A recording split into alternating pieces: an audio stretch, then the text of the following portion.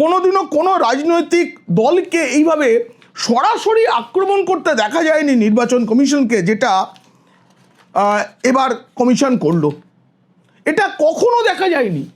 Commission একটা x handle মানে পুরনো টুইটে, সেখানে যে টুইট করেছে সেখানে তৃণমূল কংগ্রেসের নাম করে সরাসরি বার্তা দেওয়া হয়েছে। দেখুন আপনারা স্ক্রিনে, সেখানে লেখা হয়েছে তৃণমূল কংগ্রেসকে নির্বাচন কমিশনের সরাসরি বার্তা, ইংরেজিতে election commission straight talk to Trinamool Congress. এরপর না কবিতার মতো ধাপে ধাপে ধাপে ধাপে সিদ্ধান্তগুলো জানানো হয়েছে। তাতে বলা হচ্ছে এবার পশ্চিমবঙ্গে নির্বাচন হবেই। আর কিভাবে হবে?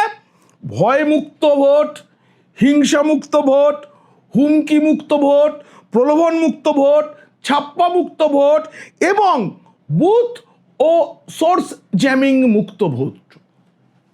কদিন আগে রাজ্যে এসে প্রধানমন্ত্রীও বলে গেছেন যে নির্বাচন কমিশনের ওপরে আমার ভরসা আছে, এবার পশ্চিমবঙ্গে নিরপেক্ষ ভোট হবে।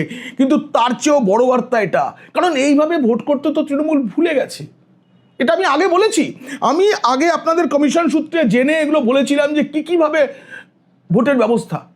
এই যে বুথ ও সোর্স জ্যামিং, বুথ জ্যামটা আপনারা জানেন, সোর্স জ্যামিং হচ্ছে কাউকে বাড়ি থেকেই বেরোতে দেওয়া হচ্ছে না, তুমি ভোট দিতে বেরিয়েছে একটা পরিবার, রাস্তায় তাকে চোখরাঙানি শাসানি এসব চলছে।